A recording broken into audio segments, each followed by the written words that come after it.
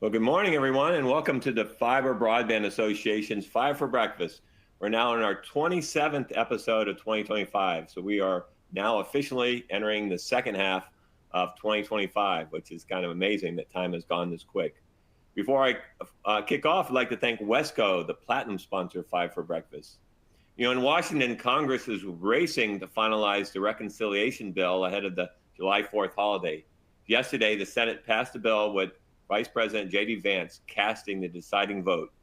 The Fiber Broadband Association has previously raised concerns about a provision included in the earlier versions of the bill that risk imposing unrelated conditions on federal funds for the BEAD program. The measure faced bipartisan opposition, and FBA supported Senator Blackburn's amendment to remove that provision, which passed overwhelmingly on a 99-1 vote. The reconciliation bill now moves to the next stage of the legislative process, where the House will vote on it. The Fiber Broadband Association remains committed to working with lawmakers to ensure the final legislation prioritizes deployment of high-speed, reliable broadband nationwide. On Friday, a significant 6-3 decision, the Supreme Court upheld the constitutionality of the Universal Service Fund. This program plays an integral role in assisting Americans by enabling access to communication services. This decision prevents disruption to the USF program and will allow Congress to proceed in modernizing the program.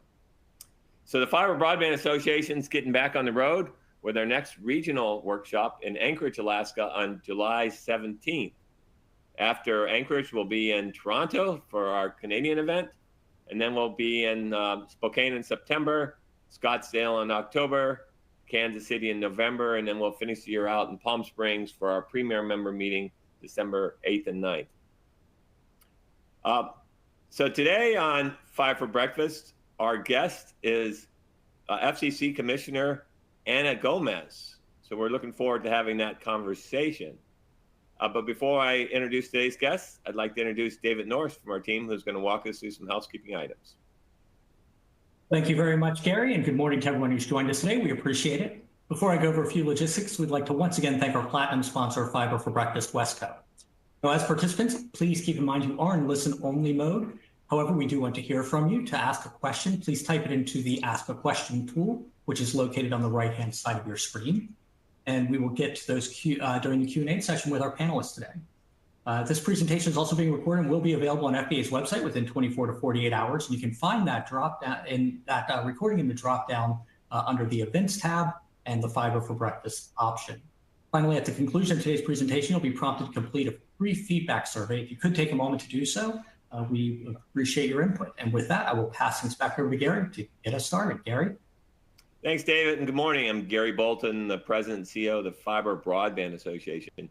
Last week on Five for Breakfast, our guest was Chuck Irving, the Chief Revenue Officer for 123Net, who discussed fiber build value, turning connectivity into revenue along Michigan's I-75 corridor. Chuck discussed Michigan's first fiber strategy and how 123Net is deploying nearly 100 miles of fiber per month, and they've added over 20,000 residential fiber passings, expecting to double that by the end of the year. What was really interesting during our discussion is what the 123 business model with its carrier-neutral data centers designed to support enterprise, AI, and interconnection, and its carrier-neutral long-haul fiber networks across Michigan. So if you missed that, you can see our replay on our website. Today on Five for Breakfast, our guest is FCC Commissioner Ana Gomez. Ana Gomez was sworn in as a commissioner of the FCC in September 2023. She believes the FCC does best when its work honors the people it serves. The commissioner brings over 30 years of public and private sector experience in domestic and international communications law and policy to her position. In 2023, she led the U.S. preparations for the ITU World Radio Communications Conference for 2023 for the Department of State from 2009 to 2013, where she served as NTI Deputy Administrator. While at NTIA, she oversaw the successful transition to digital television, as well as efforts that resulted in the establishment of a broadband network for first responders. Commissioner Gomez also served for 12 years in various positions at the FCC, including as Deputy Chief of International Bureau and as Senior Legal Advisor to then Chairman Bill Kennard. She also served as counsel to the U.S. Senate Commerce Committee and as Deputy Chief of Staff for the National Economic Council during the Clinton administration. Prior to joining the State Department in 2023, Commissioner Gomez worked in private practice focused on telecommunications law. Born in Orlando, Florida, Commissioner Gomez spent her childhood in Bogota, Colombia, before her family relocated to New Jersey. She now resides in Virginia. Commissioner Gomez earned her BA in pre-law from Penn State and her JD from George Washington. Commissioner Gomez is committed to a vibrant, strong, and competitive communications and media marketplace that meets consumer needs and promotes U.S. economic prosperity and security. She believes it's critical to our continued success as a nation that everyone in rural, tribal, suburban, urban communities should have and be able to stay connected. She knows that what it means to risk the loss of connection and believes that we need affordability program like the Affordability Connectivity Program to promote economic prosperity, giving people a fighting chance. Commissioner Gomez believes that we must continue to foster innovation in the tech and communications sector by facilitating opportunities for new services, creative spectrum policies, and continued leadership on the space economy. This includes the implementation of the National Spectrum Strategy and the reinstatement of the FCC's auction authority, delivering on the company's revenue goals and I think that was all right. So with all that, welcome Commissioner Gomez. For our audience, please type in your questions to go, and we'll work those in discussion. So it's great to have you here, Commissioner. Thank you. It's great to be here. Well, let's just start off a little background. So can you tell us a little bit what it was like growing up in Bogota, Colombia? In addition to North America from Fiber Broadband, I'm responsible for our Latin America chapter. And so I get the opportunity to spend time in Bogota, and I even have employees in Bogota. So can you just tell us about what it was like? Yeah, I had a great childhood in Bogota. We lived there until middle school for me. It was what it was for me, for my family. My father is Colombian American. My mother is from Columbia, South Carolina. So I like to say I'm 100% Colombian. But it was a very good childhood. Bogota has become much larger than from when I lived there. It was still a big city when I lived there, but now it is just exponentially larger. I had your normal childhood, other than the fact that it was more like what it is to live in the United States now, where it really wasn't safe for children to go out alone. So we always had to have a chaperone. But we did all the things that normal kids do: ride bikes, ride skateboards, and enjoy music. And one thing we did do that a lot of kids here don't do is we did a lot of salsa dancing. Well, I wish I could salsa dance. I'm not very good at that, for sure. So tell us a little bit what brought you to public service. So it started in law school for me. Besides the fact that I was able to be an intern at the EEOC, the Equal Employment Opportunity Commission, for a year and a half, which was really a great introduction into public service. I really enjoyed communications law classes during law school. And so when I applied for jobs, in the communications, at law firms that did communications. But I got a job and it wasn't doing communications law. So it was a great surprise to me when one of the partners at my law firm moved over to the FCC and invited me to join her. It was a happy coincidence, they would say. And so I came to the FCC, and I've been doing communications ever since. Really love public service. My interest in communications law was really what drew me to the FCC, but it was public service that led me to stay in government for as long as I did. Well, you've had an amazing career with a lot of super interesting roles, including, being at the NTIA with Larry Strickland, and, as you mentioned, number of roles at FCC, including being the senior legal advisor to Bill Kennard, You worked at the White House for Bill Clinton at NEC. You worked at Senate Commerce and at the State Department. So, I mean, you've kind of covered the whole landscape with all this incredible experience. What lessons that you've learned will you be leveraging in your current role at the FCC?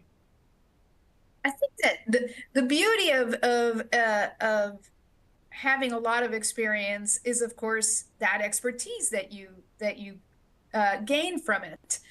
Having worked in multiple agencies has also given me a good view of those agencies, how they process policies, what are their interests, because sometimes when you have to have interagency discussions, it's really good to stand in their shoes and figure out what it is that motivates them so that maybe you can reach an agreement that benefits all parties. And I think that having that very robust experience with other federal agencies, particularly in the communications arena, is very helpful to me today to be more effective as a commissioner. Well, I mean, you've covered all the key areas that we think are really important to our members. And so, knowing how those places work is really beneficial. So a little over a week ago, the Senate confirmed Olivia Trusty to the FCC, kind of tipping the commission's balance, now a 2-1 Republican majority. So Commissioner Trusty was sworn in on last Monday. So now you have, how having 3 commissioners is pretty critical for the FCC to be able to move forward on, meaningful progress on the agenda. But it's got to be a little bit challenging with being in a 2-1 minority. Can you talk to some of the challenges and how are you going to be able to influence one of the Republicans to, be able to move forward some things that you believe are really important? Yeah, well, first of all, we are delighted to have Commissioner Trusty with us. She is very well regarded, has tremendous expertise. So it's really good to have someone with that level of experience and expertise join the commission.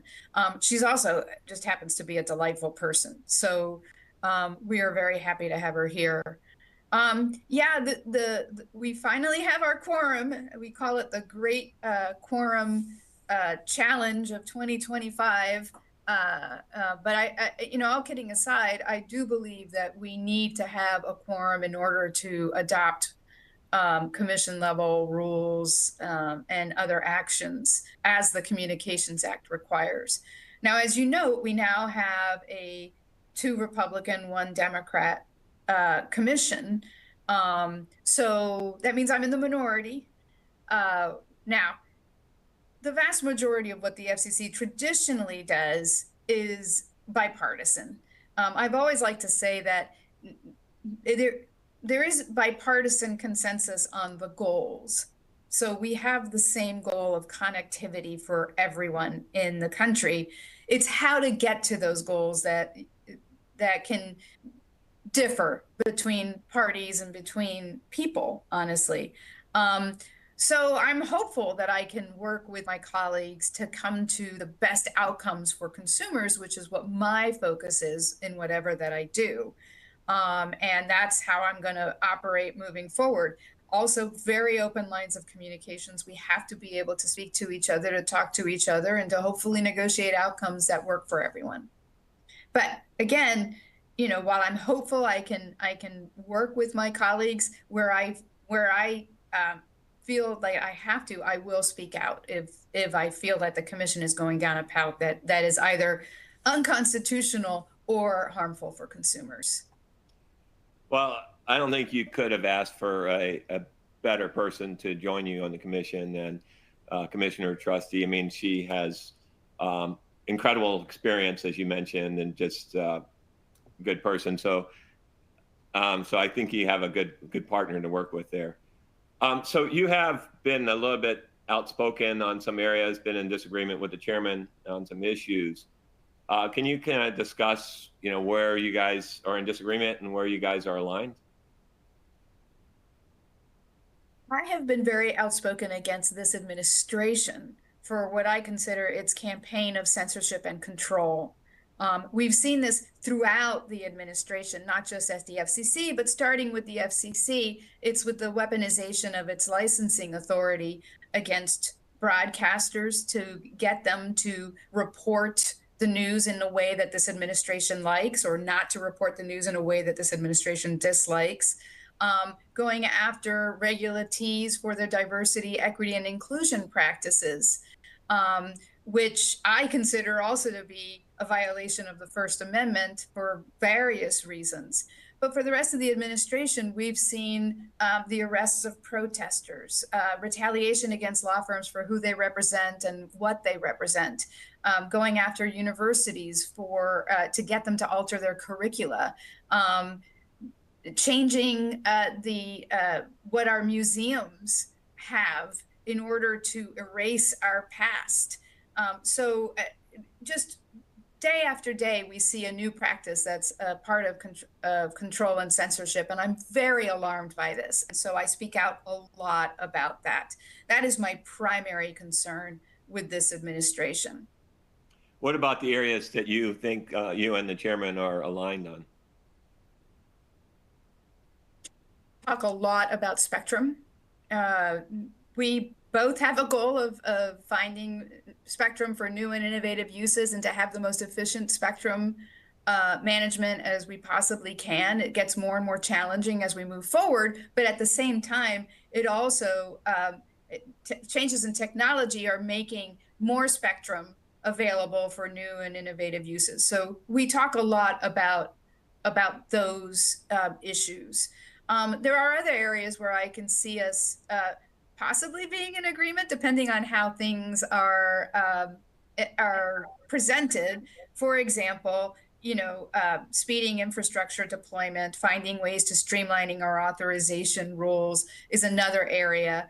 We both are very excited about the opportunities in space, and so we talk a lot about that as well.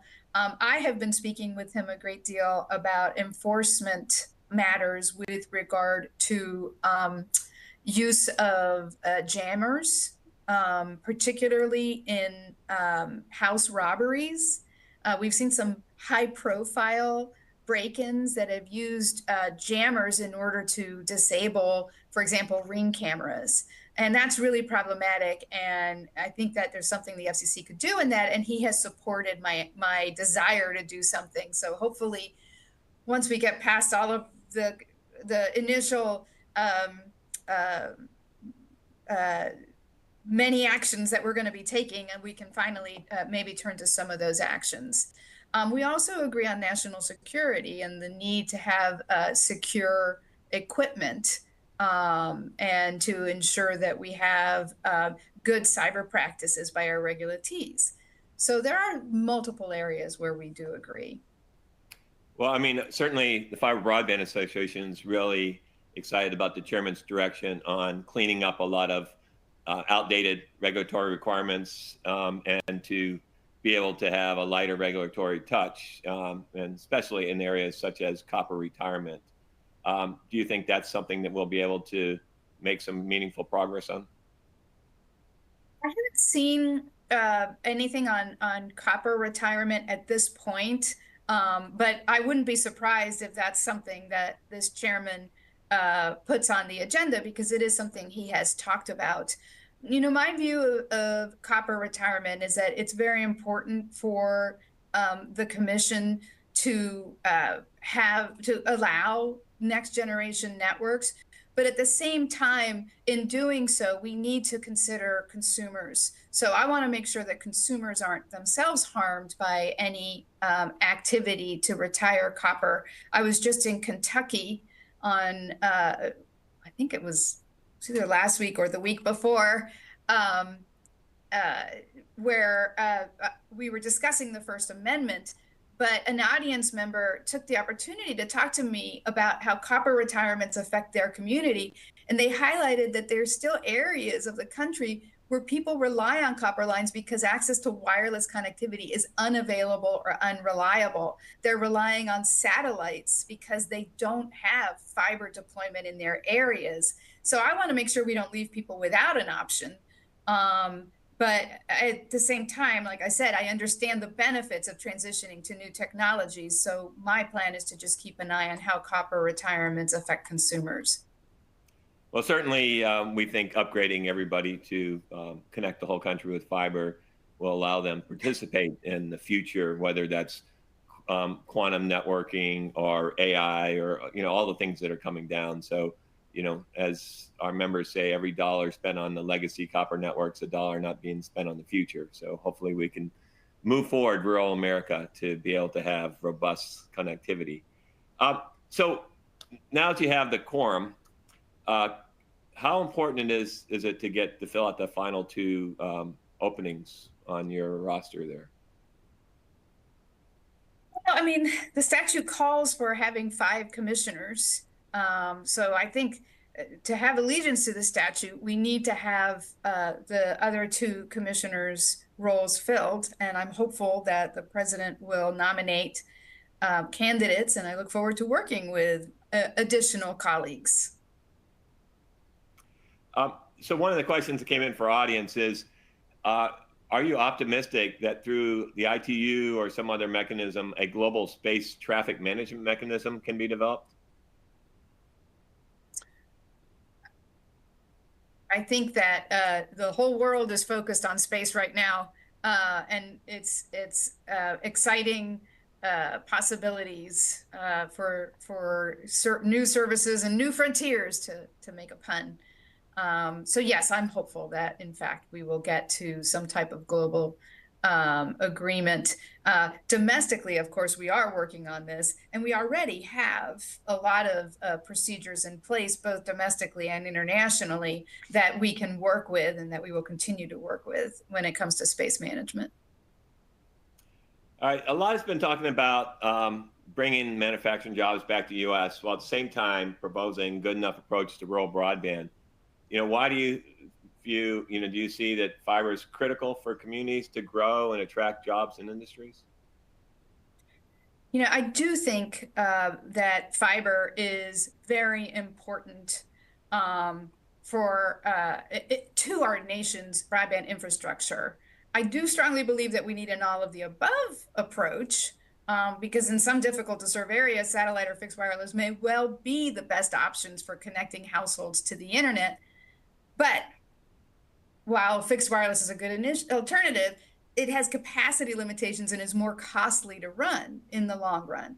And satellite cannot be the only solution. It is great promise, but it remains unproven at the scale that this administration seems to envision.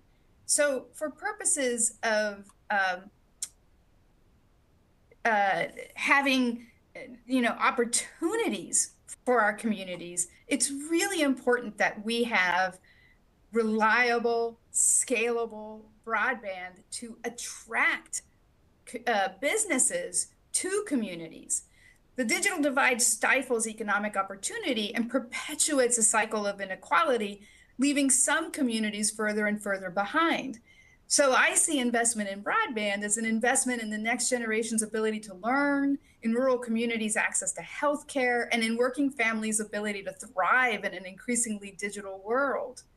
So when it comes to federal infrastructure investment through programs like BEAD, the government should place trust in the communities that the investment is meant to serve.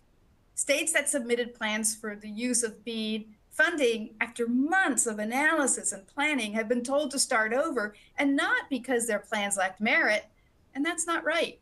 We should let the facts guide their decisions. The states have done the work. We should respect that process and their expertise. They've assessed the terrain, consulted their communities, and identified the technologies that make the most sense for their geography, their population, and their future.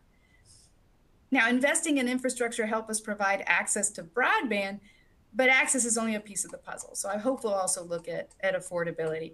But in the end, for communities to attract businesses, to bring jobs to their communities, they need access to high-speed broadband. That is one of the things that companies look at when they look to enter a new area or to bring a factory, or let's talk about AI, an AI data center to a community, is having access to power, having access to high-speed broadband. So it's really important that we have fiber that provides the capacity and the scalability necessary for these businesses to come and invest in these communities. So you mentioned affordability, and the ACP, the Affordable Connectivity Program, was probably, for its short tenure, was incredibly successful. And Chairman Rosenworcel could have kept it going with, I'll call it through USAC and collecting funds from USF, the way that they had planned to fund $20 billion out of RDOF originally. But you kicked it back to Congress, who didn't do anything with it. So what is the future of ACP? Is there any future? You know, the ACP, you're right that the ACP was the most successful tool our country has ever had to close the digital divide. But as you note, the program lapsed last year after Congress failed to refund it. And in the absence of this funding, families across the country are having to make tough decisions like deciding whether to buy groceries or pay their internet bill. And that's also not right. Now, I quibble with the fact that we could have just done the ACP out of Lifeline. And there's multiple reasons why that's not the case. First of all, the Lifeline program could not have absorbed the demand that the ACP program had. The Lifeline benefit is far less than the ACP benefit was, and not every broadband provider could participate in the Lifeline program because you have to get ETC status through the states in order to participate. So you would have lost a lot of eligible companies that were already providing service. So I agree with the chairwoman that it's Congress that needs to fix this issue. Now, the pandemic highlighted the importance of affordability, and we can't forget that lesson. We just can't afford to forget that. We want to ensure that we don't disproportionately impact those who need connectivity the most. So I also want to make sure that we support affordability, because that's key to ensuring that the billions of dollars the government is investing in broadband infrastructure is put to the best use. Even if we build the fastest, most efficient network we possibly can, our efforts to close the digital divide will fall flat without support for affordability. So, what concerns me is I don't want to build a bunch of bridges to nowhere if what we deploy is unsustainable because of lack of this support. So that's why I strongly believe that Congress should refund the ACP or provide a new affordability program to help consumers get the connectivity they need to thrive in this increasingly digital world. So Friday, the Supreme Court ruling kind of keeps USF back in play. This kind of goes back to Congress, but what is the FCC's role in the USF reform? Oh, well, first of all, thank goodness, right? I was very relieved to see the Supreme Court's decision upholding the constitutionality of the Universal Service Fund, and as well as our use of USAC for administrative purposes. Because the Universal Service Fund has long been a critical tool for expanding access to and ensuring consumers can afford to be connected. I believe that this decision provided Congress with the clarity and confidence it needs to move forward with bipartisan, bicameral reforms to protect the program and to ensure its sustainability in the long term. So I was encouraged by the proposals put forward last Congress by the bipartisan USF working group. And since the working group recently announced that it will reconvene under the leaderships of Senator Fisher and Senator Lujan, I look forward to seeing what solutions to develop. I stand ready to provide whatever technical expertise I can to help Congress find a solution, but I feel strongly that whatever that solution is, that Congress prioritize affordability, and that any new mechanism for funding does not adversely impact consumers. But I do believe that this decision is in Congress's hands.